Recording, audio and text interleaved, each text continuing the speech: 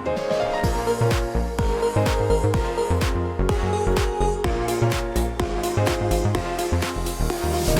guys, and welcome back to the Mutual Friends podcast, or welcome if you're new here. If you are new here, I'm so glad that you're here.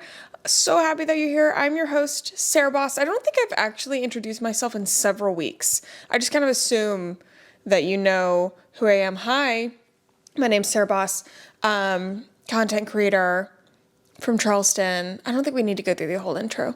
But if you're new here, I'm so happy that you're here. If you are a regular, if you are a mutual friend of the mutualist variety, you've been here. So happy that you're here as well. How's your week going? Would love to give you a hug. Would love to give all of you a hug right now. All right. If I sound a little sleepy, it's because I am. I'm a little tired. I'm recording this the night after the Met Gala. So our group chat will be, which if you're new here, group chat is our top stories. We'll go over it. You'll catch up. It'll be a lot about the Met Gala, and watched the Met Gala last night, and then woke up early this morning so that I could get this recorded, and then we are headed in about an hour and a half to Atlanta for the Sleep Token concert, and then we will wake up on Wednesday, drive to Daytona, and then we've got a 4-day rock festival. So very excited about that, but I'm a little bit sleepy because we're doing a morning podcast, and Joseph went low this morning, and so it was like 6 a.m., and we've got this system where he, like, when he goes low, especially, well, when he goes low when he's sleeping, meaning husband Joseph, he's a type 1 diabetic. When his blood sugar goes low, when your blood sugar goes low, like your movements become a little bit harder, cognitive function becomes a little bit harder, and you know, the lower it goes, the worse it gets. And when you are sleeping and your blood sugar goes low, of course that kind of sucks because it's just kind of dropping and you don't really know. But he'll wake up, realize that he's low, and he just sort of does these little taps because he can move like his hands really well. Or like he can still move his hands, you know, and so he just does these little taps, and I felt the little taps, and so I don't know, my body, and it's, I mean, I obviously can't, like, I wish I could like tap on you, but imagine using like your middle finger to just like doop, doop, doop, like very lightly, consistently tap, but it's something that's very, very light, but for some reason it does wake me up. And so he woke me up, my alarm was going off at 7. He woke me up at like 6, and I was like low, and he nodded his head. So ran downstairs, got what he needed, whatever, totally fine. But I knew, like, because my alarm was going off at 7 and it was 6 a.m., I was like, oof, this is going to hurt. Does anybody else feel that way? Like it hurts more to wake up and then go back to sleep, but get more sleep, than to just get out of bed and get up. Like, say you wake up at 6 a.m., just stay up, versus waking up at 6 a.m., doing something, and then being like, oh, no, you know, I'm going to go back to sleep. And then you go back to sleep till 8. I feel like that makes me feel like a train hit me. But of course, you know, not a big deal. It's totally fine. I just feel like my voice, I was like, oh, like we can push through it. Like we can, you know, totally be super energetic. Maybe today's not an energetic day. Maybe you don't want an energetic day. Maybe me and you are just vibing right now. Maybe I don't even have makeup on. I wasn't about to, I thought about it. I did. I was like, oh, I should put makeup on and like look cute, especially because, you know, we put out the social clips. YouTube, I don't really mind. If you're watching the YouTube, like, we're homies, I get it. Like, you get it. But if we're, you know, for the social clips, trying to make those go viral, you know, we're trying to work here. We've got a job to do. But I was like, nah. Also, so happy about video podcasts. But this is the other side where I remember when podcasting, you could look like a snail. You could look like a slug, and no one would know. It's just your voice. Amazing. So maybe this is the type of podcast that we're going to have today. I'm not going to be all up in your face. Last week, you guys are loving last week's podcast, which is awesome. The spicy polls, you guys loved it. I totally think we should do that again. But this week we're just gonna vibe. We're just gonna be mellow. Here, I'm gonna close my eyes and pretend that I'm holding your hands. If you're driving, I'll just gently lay my hands on top of yours. I'm just gonna pretend I'm holding your hands, and it's just you and me, dude. Just you and me. I need caffeine so bad. I'm also out of eBoost, which is like my morning drink because I don't drink coffee or tea. And it's like a vitamin thing. I don't really know. Running out of that, so I'll definitely need to go to the store. But I don't even know if I can get it at the store. And I stopped drinking Celsius because apparently it was giving me zits. I don't know if that's true, because I will not be a non-Celsius girl forever. I won't. Like, there's, that is the only, like, true energy drink that I will have. But my skin is clear. But I also started Panoxyl, like a Panoxyl foaming face wash at the same time. I'm pretty sure the face wash, actually I know the face wash has been what's cleared my skin up, which is crazy because I've been fighting with it for like 6 months. But anyway, in the morning I have eBoost and Armra, ARMRA. If you've gotten those ads, yeah, I have it, and yeah, I love it, and yeah, I'm on subscription. I love it. I'm also trying to see if they will work with me because I think it's the bomb. But yeah. Pour some pink lemonade eBoost into some water, mix some Armra in there. I usually do 2 scoops if I'm feeling crazy, 1 if I'm feeling conservative. Jazz that up with the zh thing, and that's my morning. So we've got that going. We're getting some caffeination in. We should do a vibe check in the beginning of the podcast, like every week. We should just sort of hold our hands. Are we feeling feral? Oh! Guys, if you can't, if you're not watching on video, I'm wearing a shirt that says feral on it in really cool writing. And I think that's pretty neat. So, all right, you and me. It's you and me, brother. Hey, brother. Special teams, special plays, special players. All right, let's go into the group chat. If you are new here, welcome. You're really easing into it. You've got a very chill Sarah today. I hope that that's okay. We're going into the group chat, which is our stories segment. It is where we go over 3 stories that we want to talk about in pop culture or whatever we want to talk about. It's called the group chat because, hello, we're mutual friends. We speak in the group chat, and these are the things that we need to discuss. First of all of these are going to be Met Gala related, but hopefully things that you have not heard before. Let's talk about the Katy Perry AI dress. Now, if you are unaware, first of all, the the Garden of Time. First, amazing theme for the Met. Amazing. Also, Joseph thought this was an award show. The Met is like a fundraiser, essentially, for, I think, the costume department of the Met, as in the Metropolitan Museum of Art, which if you've never been, God, it's amazing. It really is. You don't think it's going to be that amazing, but every time I go in there, it makes me want to bawl my eyes out. And it was a wonderful theme. I thought people really showed out. I was not disappointed. I mean, some people look like meh, but I think that people are really leaning into the costumey part of it. And I thought that this theme was a very elegant way to have a theme that was easier to lean into, something that it wasn't just like elegance, It was really something that you could do something with.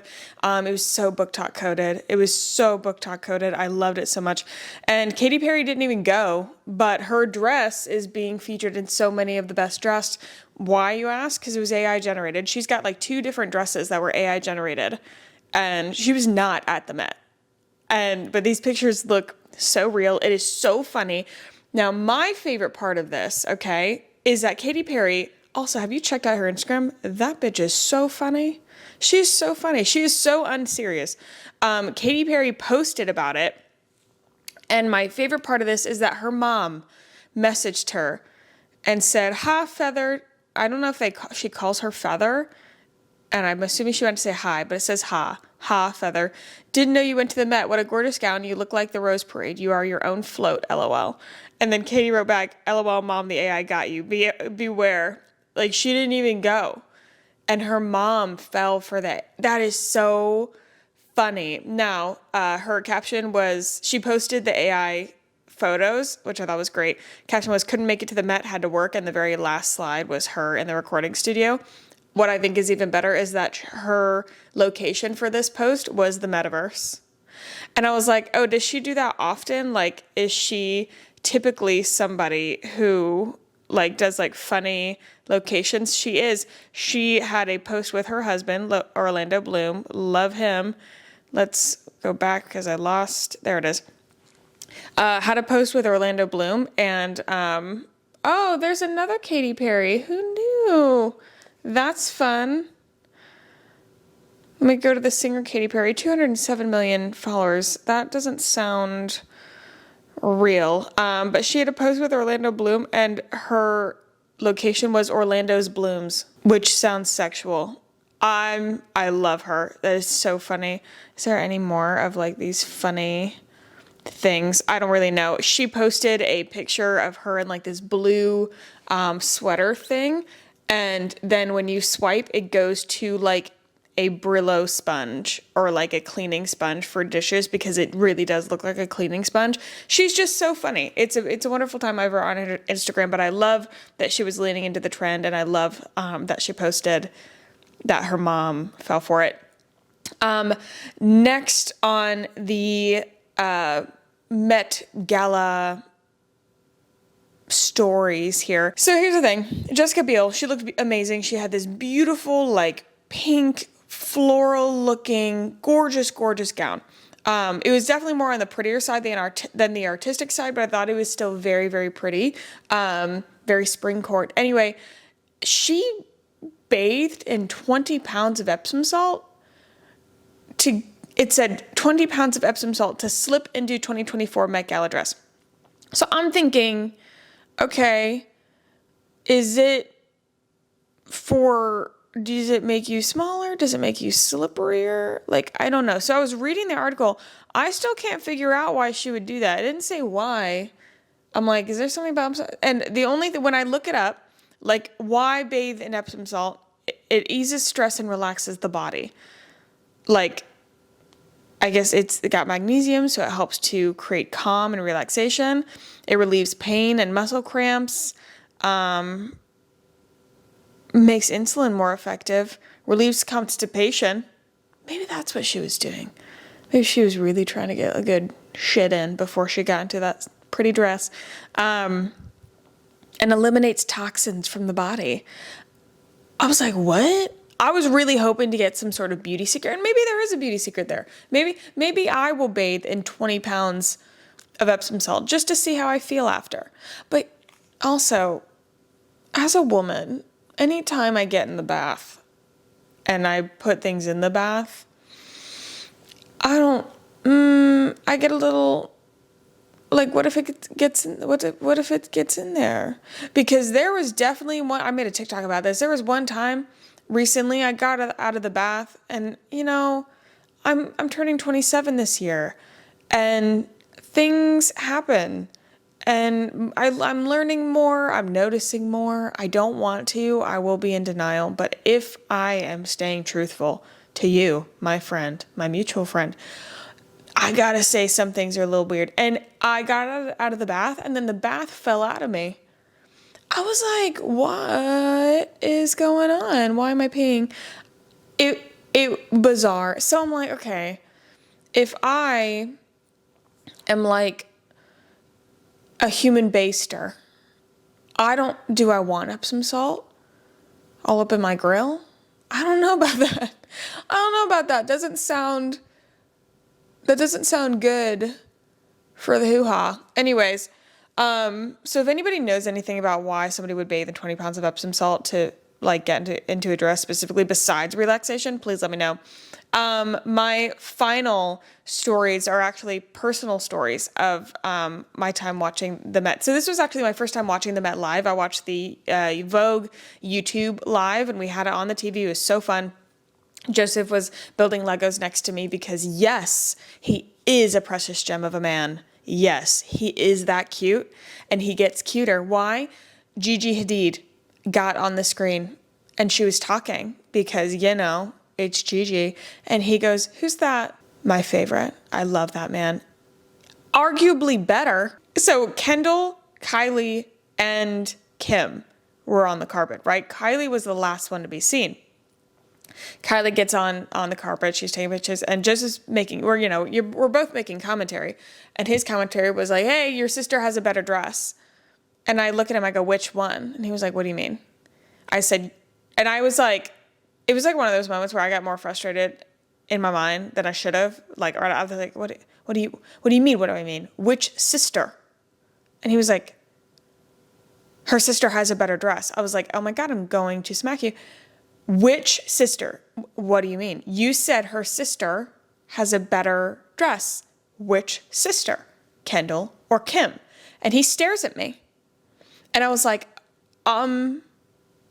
what's happening? I was like, her name is Kylie.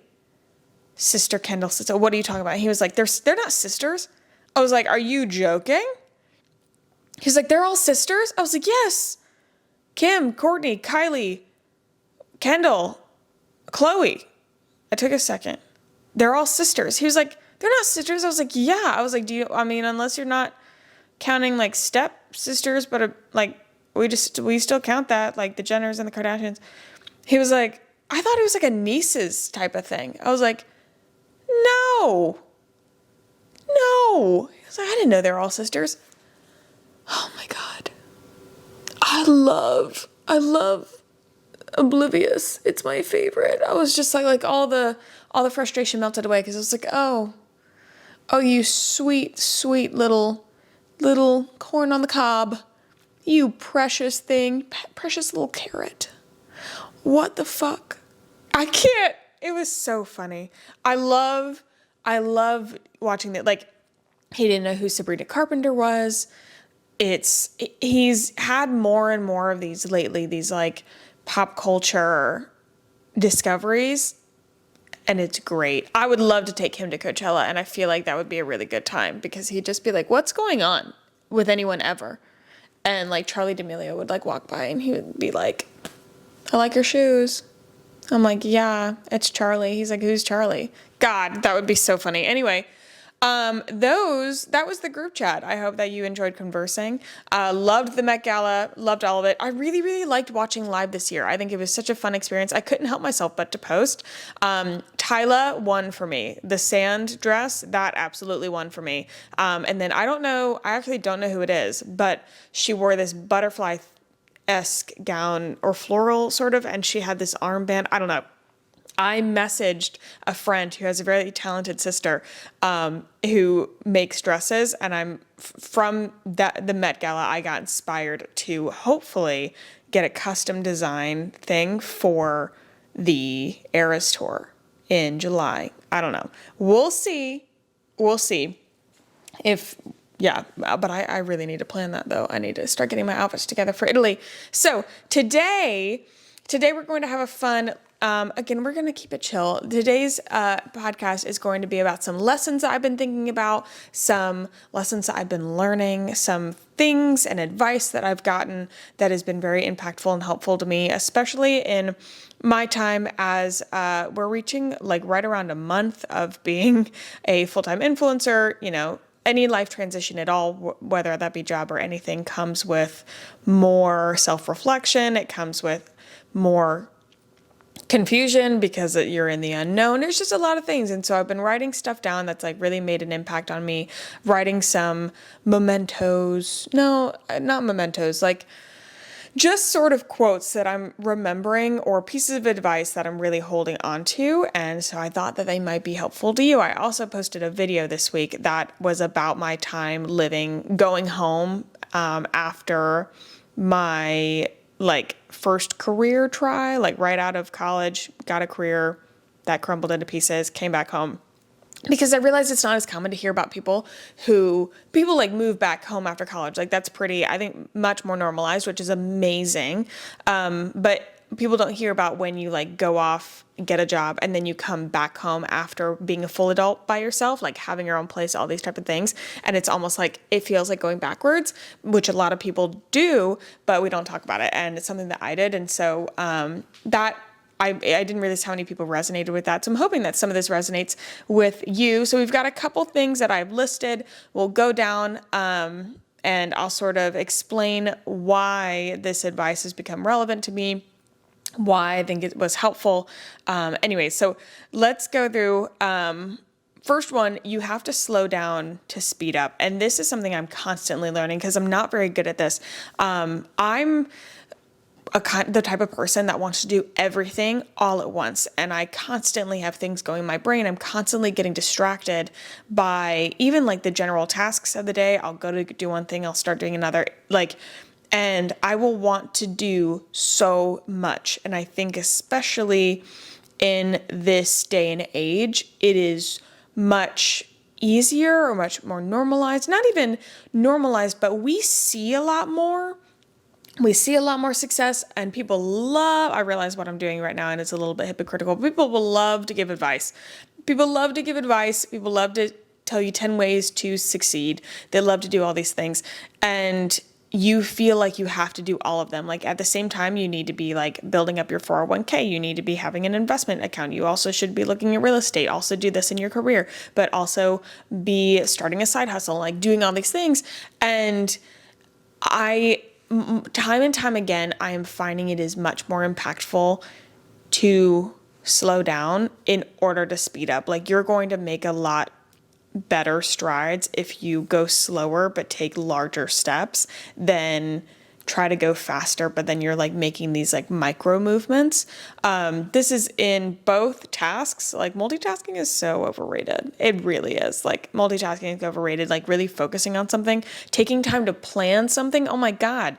Like sitting down to plan your day even, or sitting down to really write down an intention of something, or if you need to do a strategy for something, whether that be something personal or what's an example of something personal is, when if you're packing for a trip and you just take your time, sit down, write all the things that you want to pack, then take time to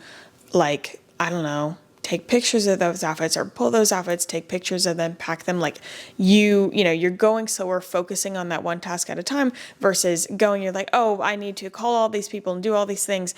And then I also need to be packing while I'm doing it. So you're grabbing clothes and you end up not having clothes that you like. And you have like random items. You don't actually pack what you need. You forget things you have to buy later. Like that is a very like small example, but in any regard, personal, in your professional life, whatever, just focusing, just slowing down to speed up. And if you feel the pressure to like do a bunch of things, don't focus on one and really put your all into that one. You're going to get a lot farther anyway. And you're going to get a lot farther in the other tasks as well, because you'll be able to complete one after the other. And then it creates sort of a domino effect versus everything trying to catch fire at once. Another thing, not everything needs a why. I put in parentheses, you'll lose the excitement. Sometimes action is better than intention in the beginning. Like I have to have a gut check of why I'm doing things, and there, you should have some sort of tap in. But I think that can also, with certain projects, like that can sort of come as you go. And I think we lose the art of like doing something just because you want to. There is a project that I'm working on that I have been, and whatever, like maybe I'll get kicked in the ass for this, but that I have been like, oh, I really need to understand my why with this, my purpose. But I realize it's not because I need a why to do it or that I don't understand why I'm doing it. It's because I think that I need to validate it for other people before it goes out into the world. And it just doesn't, like, it is much better as something that is like I am taking action on and actually getting out there than it being in this like jelly phase of not being anything because I need to find a spiritual reason for existence. Like sometimes you just got to do it. Sometimes there's not sometimes hemming and hawing over a why is not going to get you anywhere. Just take action and like go for it. And that's what I've been telling myself a lot lately. Another, not every day has to be a good one. This is really hard for me as a very like happy person. I really like judge the bad days. I really judge when I'm not having like a spectacular day, I all of a sudden need to feel like I need to think about the new way that I could be living my life. Maybe I should go back to therapy. Maybe I should relook at my job situation. Maybe I should relook at the way that I live my life. Maybe I need to start a project. Like literally one bad day can turn into what I think is an existential crisis and that there's something wrong with my life. That's not true.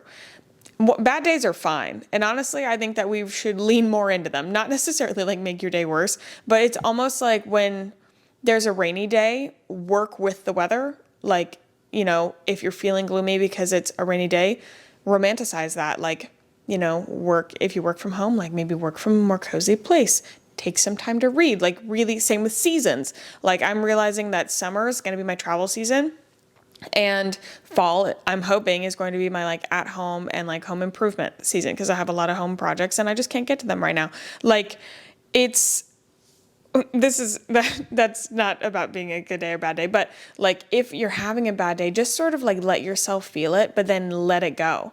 Like sometimes I really, really try and fight it. And sometimes I'm just having a bad day and I will get out of it faster if I just acknowledge it. Now, not every day has to be a good day. You can have bad days, but the good days should outnumber the bad days. And if you are feeling like you are having a lot more bad days, I've done this before. I've done this with like medical symptoms. I've also done this with days. Like I've kept a note in my phone where I start rating my days to see like, okay, are we having a problem? Or, you know, it really, really helps if you live with a partner because I think that they can identify more if you're having more bad days and sort of bring that to your attention. But if you're living alone or you don't have somebody to sort of like gut check that, put a note in your phone or start rating your days. And if you're having more bad days than good days in like a 2-week span, yeah, maybe it's time for a change. And maybe if like you have a gnawing feeling in your gut that you need a change and you're not sure, maybe that's a really good way to identify if you need to change. I also have, so focus on one success before you move to the next. I think that kind of goes, I sort of explain that with you have to slow down to speed up. I'm just learning this a lot more. We talked about this a little bit in the episode where I went through my influencer incomes and things like that, like focusing on one stream and then going to the next. Just focus on one thing, get really good at that one thing, feel really confident in that one thing where it can sort of run on its own and then move to the next one. Another one, you have to act silly in order to reconnect with your childhood. What I really mean by this is like sometimes you have to intentionally be weird in order to like find the fun. I've been watching a lot of like Amber Fillerup and her things, and she's got this what looks to be a very whimsical, very fun, very fantastical, magical life. And it's really because she very intentionally does that. Like she intentionally sets time to craft. She intentionally kind of dresses like a toddler who has been given free reign of their closet.